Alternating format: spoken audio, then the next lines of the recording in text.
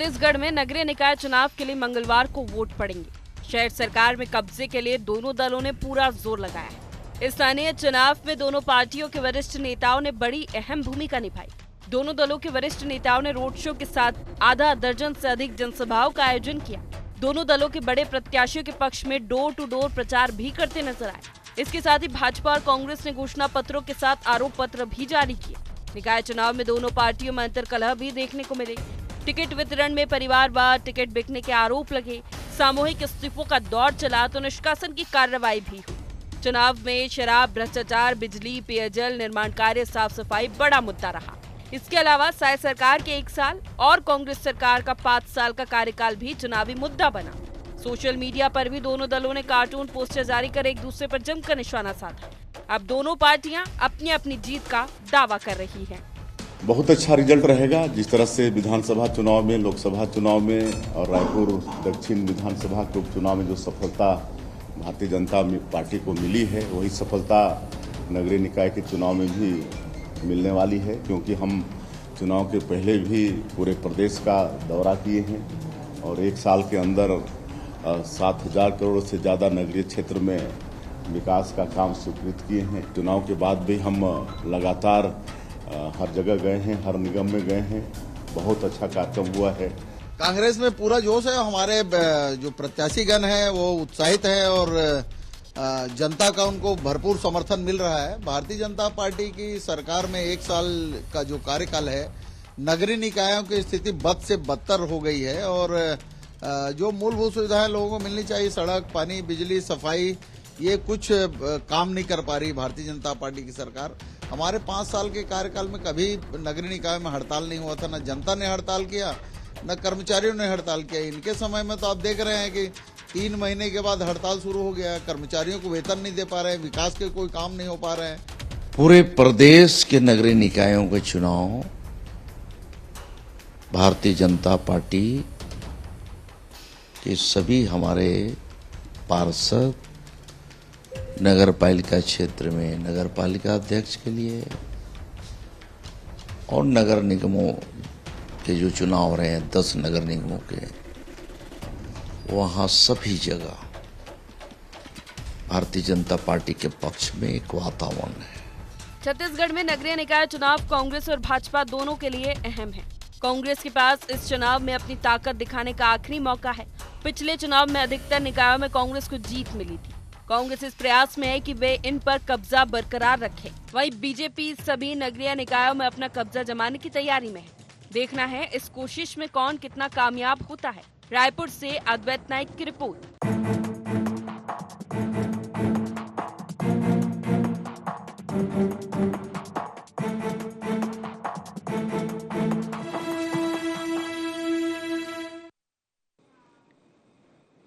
नमस्कार, गुहार छत्तीसगढ़ निकाय की जंग में आपका स्वागत है और मैं हूं आपके साथ खुशी व्यास। तो देखिए, नगरीय निकाय चुनाव के लिए छत्तीसगढ़ की जनता 11 फरवरी को यानी कि कल अपना मत का प्रयोग करने वाली है। प्रत्याशियों ने नामांकन के बाद से योद्धा की तरह सघन जनसंपर्क अभियान चलाया। राजनीतिक दलों ने जनसंपर्क अभियान में चुनावी माहौल बनाने की पूरी जोर आजमाइश लगा दी है। और अगर दूसरी ओर देखा जाए तो निर्वाचन आयोग ने भी मतदान दल को सामग्री के साथ मतदान केंद्र से रवाना कर दिया है। वहीं पूरी तैयारी कर ली गई है मतदान केंद्र पर। इस निकाय चुनाव के दौरान आपको बता दें कि छत्तीसगढ़ में क्या कुछ माहौल रहा, इसको लेकर भी आज हम चर्चा करेंगे। क्योंकि निकाय चुनाव के लिए मतदान तो कल होने वाले हैं, लेकिन सरगर्मियां काफी पहले से ही शुरू हो चुकी हैं। निकाय चुनाव की तारीखें आती हैं और इसके बाद से जो देखा जाता है, पहले कयास लगाए जाते हैं कि जब निकाय चुनाव को लेकर प्रत्याशियों की लिस्ट में गहमा गहमी दोनों ही पार्टियों में बनी हुई है, इस साल सामंजस्य नहीं बन पा रहा है। प्रत्याशियों की सूची आती है और देखा जाए तो फिर दोनों ही पार्टियों में कहीं ना कहीं असमंजस कह दे या फिर भितरघात कह दे, वो सामने निकलकर सामने आया। दोनों ही पार्टियों का नाराजगी देखी गई, इस्तीफे के दौर देखने को मिले कई प्रत्याशियों की लिस्ट आने के बाद। लेकिन इस सबके बाद दोनों ने ही राजनीतिक दलों ने पुरजोर कोशिश की है और जनसंपर्क अभियान चलाया, लोगों से मुलाकात की है, बातचीतें की है और कुल मिलाकर देखा जाए तो प्रचार प्रसार जमकर किया है। लेकिन किसका प्रचार जनता के बीच पहुंचा है और किसको जनता आशीर्वाद कल देने वाली है, देखने वाली बात होगी। तो आज इसी को लेकर हम चर्चा करेंगे, लेकिन उससे पहले गुहार पॉइंट्स जान लेते हैं। शहर सरकार पर कब्जे की तैयारी, कौन पड़ेगा भारी? कब्जा बरकरार रख पाएगी कांग्रेस या बीजेपी जीतेगी रेस? बीजेपी के पास क्या विकास का है अस्त्र? कांग्रेस के पास कौन सा चुनावी शस्त्र? तो इन्हीं सब मुद्दों के साथ हम चर्चा की शुरुआत करते हैं। खास मेहमान हमारे साथ जुड़ चुके हैं। सबसे पहले आपका परिचय करवा देती हूँ। हमारे साथ वरिष्ठ पत्रकार गंगेश द्विवेदी जुड़ चुके हैं। बीजेपी से पक्ष रखने के लिए केएस चौहान जी हमारे साथ जुड़ चुके हैं और कांग्रेस से अनिल सिंह जी हमारे साथ जुड़ चुके हैं। आप तीनों ही मेहमानों का बहुत बहुत स्वागत है इस चर्चा में। और चर्चा की शुरुआत गंगेश जी आप ही से करना चाहूंगी। देखिए, निकाय चुनाव की जो जंग है, हालांकि इस जंग में इस बार अलग अलग चीजें निकलकर सामने आई है। वैसे देखा जाता है अमूमन प्रचार प्रसार का दौर देखने को मिलता है, लेकिन एक सामंजस्य की बात कही जा रही थी। पहले भी मैंने जैसा कि जिक्र किया कि पहले जब प्रत्याशियों की सूची नहीं आई थी तो कहीं ना कहीं लग रहा था कि शायद दोनों ही पार्टियों में सामंजस्य शायद नहीं बन पा रहा है या नाराजगी देखने को मिल सकती है। लिस्ट जारी होने के बाद प्रत्याशियों की सूची आती है, कांग्रेस ही नहीं बल्कि बीजेपी में भी इस बार, क्योंकि ठीक है कांग्रेस में कई बार देखा गया भितरघात की स्थिति, लेकिन कैडर बेस कहने वाली खुद को बीजेपी में भी इस बार स्थितियां खराब देखी गई थी। ठीक है, संभाली गई सारी चीजें, दोनों ही पार्टियों ने आखिर में प्रचार प्रसार किया है घोषणा पत्र के साथ। इस बार आरोप पत्र भी देखे जा रहे हैं। क्या कुछ तैयारियां देख पा रहे हैं आप दोनों ही पार्टियों की? सर देखिए, दोनों ही पार्टियों ने जमकर अपने अपने जोर आजमाइश की है अभी तक। कल से तो चुनाव प्रचार कल शाम से थम गए हैं, आज डोर टू डोर प्रचार चला है। हाँ, लेकिन ये सही बात है कि पहली बार इस नगरीय निकाय चुनाव में इस तरह की रस्साकसी देखने को मिली है और दोनों ही पार्टियों में जमकर बगावत हुई है। और कहीं ना कहीं जो सीनियर लीडर्स हैं वो अपने जो असंतुष्टों को समझा पाने में सफल नहीं हो पाए हैं। कई जगहों पे बागी खड़े हो गए हैं, कई जगहों पे गुस्से में लोगों ने नाम वापस ले लिए, तो कुछ लोग निर्विरोध भी जीत गए हैं। दूसरी पार्टी को फायदा हुआ, जैसे कांग्रेस है कई जगह पे नाम वापसी हुई तो भाजपा को निर्विरोध मिला। एक धमतरी में तो उनका पर्चा ही रद्द हो गया, तो धमतरी के महापौर एक तरह से उनको वॉक ओवर मिल गया। तो इस तरह की घटनाएं भी पहली बार नगरीय निकाय चुनाव में देखने को मिली है। लेकिन कुल मिलाकर जो तमाम आरोप प्रत्यारोप के बीच, खींचतान के बीच जमकर दोनों, मैं कहूंगा कि दोनों पार्टियों ने जमकर जोर आजमाइश की है। दोनों पार्टियों के जो कैंडिडेट और उनके कार्यकर्ता पूरे प्रदेश में घूमते हुए नजर आए, घर घर डोर टू डोर जाके। और जो चुनावी माहौल दिखता है विधानसभा, बल्कि उतना प्रचार नहीं दिखा जितना इसमें दिखा।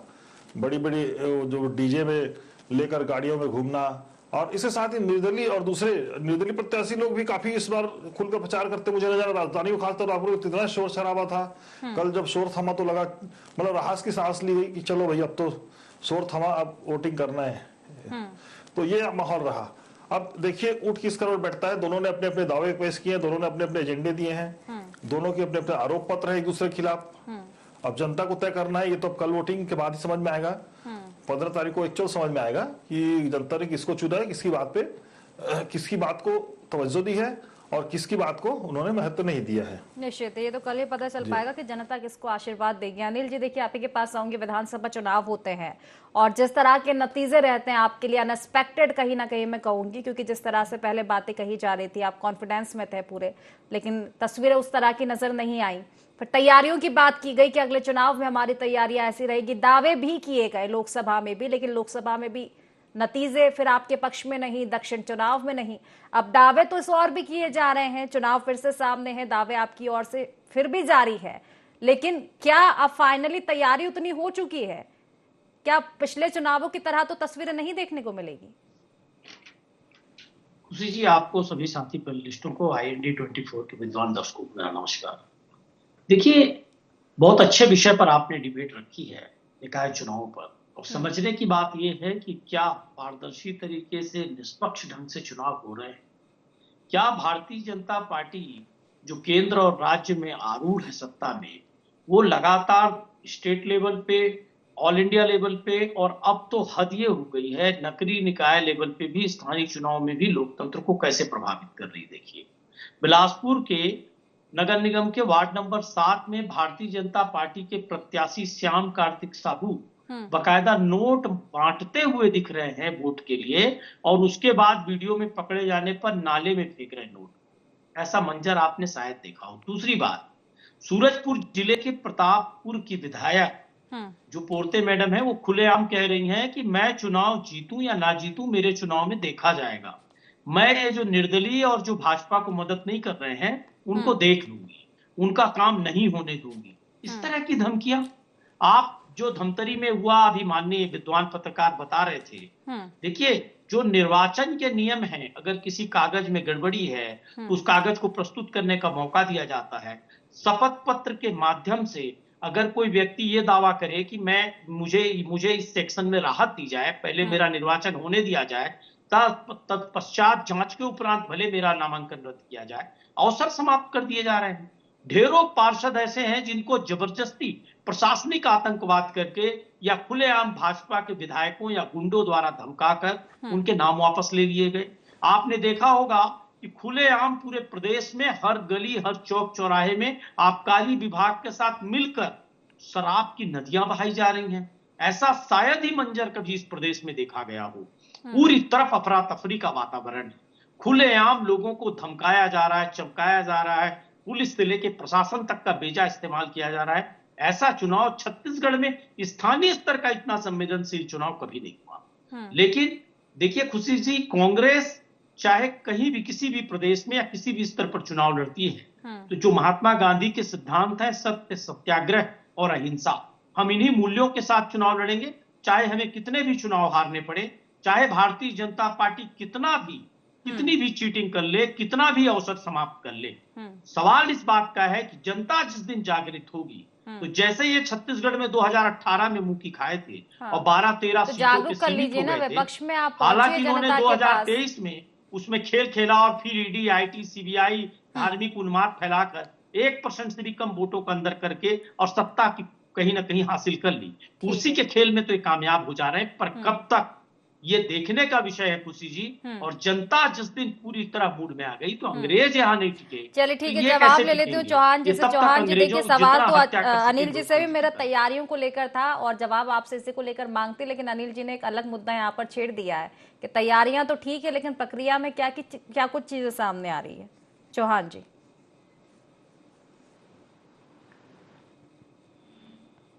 आवाज मिल पा रही है चौहान जी? चलिए ठीक है, फिलहाल शायद संपर्क हो नहीं पा रहा है, कुछ टेक्निकल इश्यू है। गंगेश जी के पास लौटूंगी। गंगेश जी देखिए, दावे वादे दोनों ही पार्टियों से है, लेकिन समझना ये भी पड़ेगा कि आखिर चुनौती किसके लिए, क्योंकि पिछले चुनावों को अगर हम देखें तो कहीं ना कहीं बढ़त बीजेपी ने बनाई है। चाहे रणनीति की हम बात कर ले या फिर कई बात कही जाती है कि नेता, नीति, नेतृत्व कैसा है किसी भी पार्टी का, और जब चुनाव की बात आती है, कांग्रेस ने जिस तरह से नतीजे देखे उसके बाद कहीं ना कहीं मंथन की बात कही गई थी।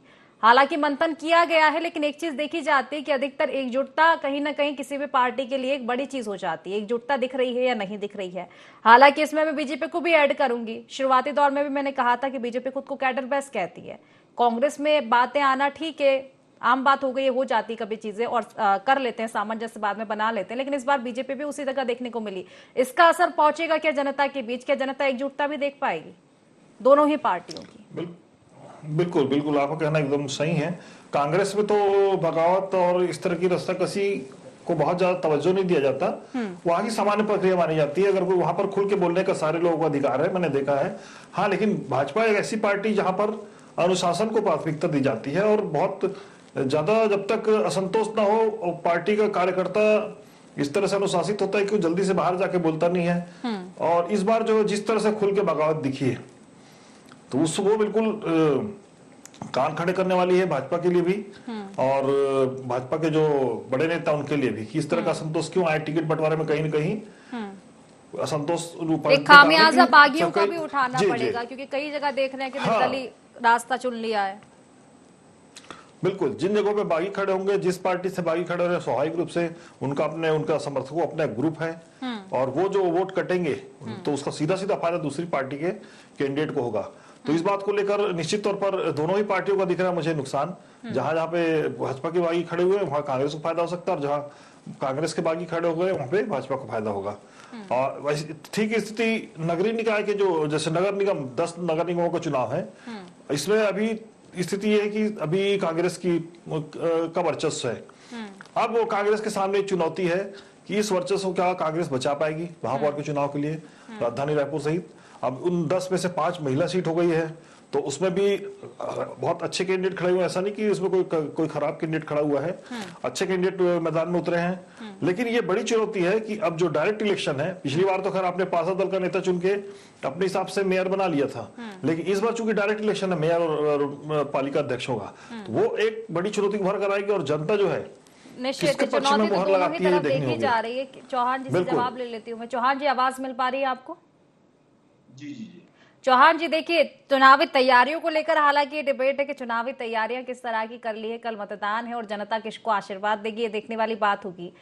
लेकिन अनिल जी ने एक और नई बात छेड़ दी कि चुनावी तैयारियां तो ठीक है, लेकिन बीजेपी की तो स्थिति ये देखी जा रही कि कहीं नोट बटाए जा रहे हैं। धमतरी का उन्होंने उदाहरण दिया है, प्रतापपुर के विधायक जी का उदाहरण दिया है उन्होंने, क्या कहेंगे? इनके अध्यक्ष के यहाँ शराब पकड़ाई है, पहले इनसे पूछना था वो आपके अध्यक्ष है कि नहीं है, कि उनका निजी मामला है। ये एफआईआर हो गई है, हमारा अगर कोई भी एक एफआईआर हुई हो तो बता दीजिए। दूसरी बात ये है, इनसे पूछेगा कि वो आपके अध्यक्ष है कि नहीं है, और शराब पकड़ाई गई है कि नहीं पकड़ाई गई है, और वो उनकी प्रॉपर्टी है कि नहीं, ये पूछेगा। ये जवाब नहीं दे पाएंगे, मैं चैलेंज करता हूं आपको। खुशी जी, जो तैयारी होती है ना, वो तैयारी एक दिन की नहीं होती है, वो एक फितरत की होती है। एक फितरत की होती है, एक काम करने के तरीके की होती है, एक विचारधारा की। उसके हिसाब से जाके जो जनता है वो वहां पर जाके वोट दे के आती है। जनता बहुत ज्यादा है, बहुत स्मार्ट है, और होना भी चाहिए, जो जागरूक है, और होना भी चाहिए। भारतीय जनता पार्टी की नगरीय निकाय की सरकार हर शहर, हर पंचायत में बन रही है। इसका सिर्फ एक कारण, सिर्फ और सिर्फ एक कारण है कि छत्तीसगढ़ की जनता जागरूक है। वो ये जानती है कि केंद्र में अगर एक सरकार है भारतीय जनता पार्टी की, राज्य में अगर सरकार है, तो हमारे शहर में, हमारे गांव में भी यही सरकार होनी चाहिए। ट्रिपल इंजन की सरकार जब रहेगी तो हमारा ही फायदा है। भारतीय जनता पार्टी ने काम करके भी दिखाया है। पिछले 13 महीनों में 3 बार आशीर्वाद दिया है खुशी जी, 3 बार। और मैं हर डिबेट में बोलता हूं, जब ये बोलते हैं कि हमने ये काम नहीं किया, वो काम नहीं, है काम भी गिनवा देता हूं। काम ये किया है, इस वजह से 3 बार दिया है आशीर्वाद कि 7,000 करोड़ रुपए हमने 13 महीनों में आवंटित किए हैं। 7,000 करोड़ रुपए, 3100 रुपए में हमने धान खरीदा है, 21 क्विंटल धान खरीदा है, माता वंदन को पैसा दिया है। उसके बाद 4,000 का 5,500 में तेंदूपत्ता खरीदा है। भ्रष्टाचारियों पर हमने उनके खिलाफ कार्रवाई की है। 1750 नक्सली अंदर किए, 100 मुठभेड़ किए, 200 से 20 नक्सली ऊपर मारे गए, जो आपने 5 साल तक नहीं किए। 6.5% एनसीआरबी की रिपोर्ट के हिसाब से क्राइम रेट गिरा है। इस वजह से छत्तीसगढ़ की जनता भारतीय जनता पार्टी को वोट देगी। अब थोड़े से आंकड़े, बस मैं आपको 10 सेकंड लूंगा। ठीक। मैं 2005, 2010 और 2015 में भी ये याद दिला देना चाहता हूं कि किसकी सरकार शहर में, अधिकतर किसकी सरकार थी। 2015 ही ले लीजिए तो 8 जगह भारतीय जनता पार्टी की सरकार थी, 2 जगह कांग्रेस की। क्यों? क्योंकि डायरेक्ट चुन रही थी जनता महापौर को, डायरेक्ट। और उसके बाद इनकी स्थिति फिर भी वैसी ही आती। मैं मानता हूं कि पिछली बार एंटी इनकम्पेंसी थी, भारतीय जनता पार्टी ने 1 साल पहले कांग्रेस को मैंडेट दिया। उसके बाद नगरीय निकाय चुनाव है, उसका असर आता है। मैं ये मानता हूं खुशी जी, उसके बाद भी ये लोगों ने डायरेक्ट नहीं इनडायरेक्ट चुनाव करवाए, और आज ये हालत है। माननीय प्रवक्ता जी, आपको शायद नाम पता है कि नहीं पता है आपके महापौर रायपुर का? शायद नहीं पता होगा आपको महापौर कौन है, और आप टीवी चैनल में उनका नाम भी नहीं ले पाएंगे, क्योंकि आप लोगों को मना किया गया है। और क्यों मना किया गया है? क्योंकि उनके पूरे शहर में कहीं भी पोस्टर भी नहीं दिखाई दे रहे। उनकी मुंडी ही काट दी गई है। ठीक है। जब उन्होंने काम अगर किया रहता, अगर पिछले 5 साल में उन्होंने काम किया रहता, तो पूरे रायपुर में उनके पोस्टर लगने चाहिए थे कि नहीं लगने चाहिए थे? उन्होंने काम किया। ठीक है, चलिए जवाब ले लेती हूँ फिलहाल में। ठीक है, पर्याप्त समय आपको दिया। अनिल जी से जवाब ले लेती हूँ। अनिल जी देखिए, बीजेपी के पास निश्चित तौर पर 13 महीने के कार्यकाल को लेकर तमाम उपलब्धियां हैं जो वो बता रही है जनता के बीच। आप आरोप पत्र लेके आ रहे हैं बीजेपी के खिलाफ, लेकिन शहर की सरकार आपकी रही है ना, तो एंटी इनकम्बेंसी आपके खिलाफ होगी, तो क्या आप अपनी उपलब्धियां गिना पाएंगे? क्या तोड़ है बीजेपी की, आपकी जो बीजेपी उपलब्धियां गिना रही है 13 महीने की? कौन से आप जो जनता के पास मुद्दे लेकर पहुंचे हैं इस बार? खुशी जी, इनके पास 13 महीनों में बताने के लिए कुछ नहीं है। जो एक लोकप्रिय चैनल पर यह कहें कि क्राइम रेट गिर गया है, तो क्या छत्तीसगढ़ की जनता को नहीं दिख रहा है कि सीएम हाउस से 3 किलोमीटर के रेडियस में एक अधेड़ उम्र की हमारी माँ के साथ बलात्कार होता है और पुलिस ये कहती है गैंगरेप नहीं है। छोटी बच्चियों के साथ रेप होता है और कानून कहता है पहले एफआईआर होना चाहिए और पुलिस अधीक्षक कहते हैं हमने जांच कर ली, एफआईआर की जरूरत नहीं है। खुलेआम रायगढ़ बिलासपुर में गैंगरेप हो रहे हैं, कलेक्टर एसपी के कार्यालय जल रहे हैं और कह रहे हैं कि क्राइम रेट गिर गया है। खुलेआम बदले की राजनीति हो रही है, आतंक मचा कर रखा है। कहीं पुलिस तहसीलदारों को पीट रही है, कहीं तहसीलदार एसडीएम को जनता पीट रही है। ऐसा मंजर छत्तीसगढ़ ने कभी नहीं देखा। 13 महीनों में इन्होंने छत्तीसगढ़ को अपराधगढ़ बना दिया। रहा सवाल देखिए तैयारियों का, यहाँ हम सरकार की उपलब्धियों पे बहस करने नहीं बैठे हैं। अगर उपलब्धियों पे बहस करना होता तो मैं बताता कि सनी लियोनी और महतारी बंधन योजना के लिए एलिजिबल नहीं है और एक ही कार्यकर्ता के 3-3 खातों में पैसा डालना भी सही नहीं है। और इस योजना को चलाने वाले अधिकारी कह रहे हैं 15,000 बोगस खातों में पैसा जा रहा है। तो 13 महीने में 15,000 गुणित 1,000 कर लीजिए आप, तो आपको समझ में आ जाएगा कितने पैसों का बड़ा स्कीम इसमें हुआ है। पर यह सरकार की उपलब्धियों का मंच नहीं है, ना उस विषय पर बात हो रही है। यहां सवाल इस बात का है कि जब से छत्तीसगढ़ का निर्माण हुआ, स्थानीय निकाय के चुनाव हम लगातार जीतते रहे। क्यों? क्योंकि ये विधानसभा लोकसभा में ईडी आईटी धार्मिक उन्माद करके जीत भी ले, चीटिंग करके। स्थानीय निकाय में स्थानीय मुद्दे चलते हैं, स्थानीयता की बात होती है। तो अगर भारतीय जनता पार्टी बौखला गई है, घबरा गई है, तभी तो ये सब स्कैम कर रही है। कहीं पार्षदों को उठा लो, कहीं तकनीकी खराबी बता दो, कहीं शराब बांट दो, कहीं विधायकों और कलेक्टर एसपी के माध्यम से धमकी दिलवाओ। जा रही है क्या? अनिल के कॉन्फिडेंस में नहीं है क्या इस बार? आप और कॉन्फिडेंस नहीं है क्या जीतने को लेकर? पहले से साथ बिछा रहे चुनावी प्रक्रिया को चुनौती दे रहे हैं कि एफआईआर नहीं है हमारे खिलाफ। अरे वीडियो के बाद एफआईआर नहीं है, इस बात पर तो लानत है आपको। इतने बड़े सबूत के बाद एफआईआर नहीं कर सके, चुनाव आयोग सजग नहीं हो सका, तो और क्या होगा? रायपुर, रायगढ़, बिलासपुर, चिरमिरी, हर जगह खुलेआम पैसे बांटे जा रहे हैं, वीडियोस मिल रहे हैं, तथ्य मिल रहे हैं, लेकिन सरकार और निर्वाचन आयोग के कान पे जू नहीं रेंग रही है। और खुलेआम छाती पीटकर भाजपा प्रवक्ता कहते हैं एफआईआर तो नहीं हुई ना।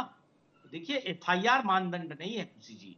सवाल इसका है कि पब्लिक है सब जानती है, ये कुर्सी के लिए जो आंकड़ों का खेल खेलते हैं, वोट की राजनीति के लिए जो दूषित राजनीति करते हैं, जो फंसाने का खेल खेलते हैं अंग्रेजों की तरह, जो डिवाइड एंड रूल का खेल खेलते हैं, वो स्थानीय निकाय के चुनाव में न चला है न चलेगा। भारतीय जनता पार्टी, ठीक है, अगर भारतीय जनता पार्टी गलत कर रही है, चौहान जी आपसे पूछ रहे हैं शराब के मामले को लेकर, आपके यहाँ से भी बोल रहे हैं कि आपके यहाँ से शराब पकड़ाई, उसको लेकर क्या कहेंगे अनिल जी?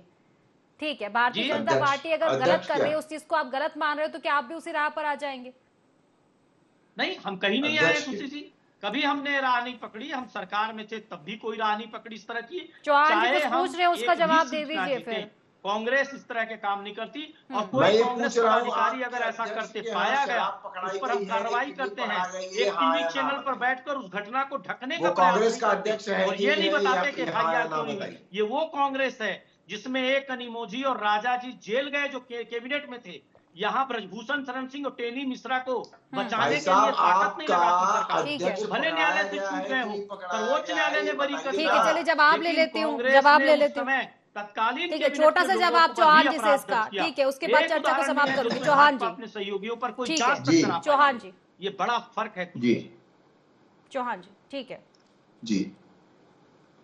ये खुशी जी मुझे मालूम था और मैंने आपको बोला भी कि ये इस बात का जवाब नहीं दे पाएंगे कि हमारे अध्यक्ष के यहाँ शराब पकड़ाई है कि नहीं पकड़ाई है, जिसका पुलिस स्टेशन में एफआईआर लिखा दी गई है। नाम मेरा उनसे भी यही सवाल था, आपसे भी है कि कंपटीशन थोड़ी ना चल रहा है चौहान जी, वो क्या पर आ रहे हैं? ये कोई पहली बार नहीं है, अंग्रेजों की तरह एफआईआर में माहिर है। क्या बोलेंगे? झूठे एफआईआर करते हैं और जिनके वीडियो और सबूत रहते हैं उनको बचाते हैं। पहली बार नहीं हुआ है, वहां पर पूरा देश देख रहा है। भारतीय जनता पार्टी को कहां पर पकड़ाया है पैसा और अपने दम में। चलिए ठीक है, कुल मिलाकर देखिए, अगर इस तरह के मामले आते हैं किसी भी पार्टी से, तो मुझे नहीं लगता कि चुनावी प्रक्रिया में इस तरह की चीजें देखने को मिलनी चाहिए। चलिए फिलहाल देखिए, समय की कमी है, ठीक है, समय की कमी है, चर्चा को समाप्त करना पड़ेगा। आप तीनों मेहमानों का बहुत बहुत शुक्रिया इस चर्चा में जुड़ने के लिए। तो निकाय चुनाव की जंग जो है छिड़ चुकी है छत्तीसगढ़ में, और कल मतदान होने हैं, लेकिन जनता किसको आशीर्वाद देगी ये देखने वाली बात होगी। कल कैद हो जाएगी सबकी किस्मतें कि जनता किसको आशीर्वाद देने वाली है।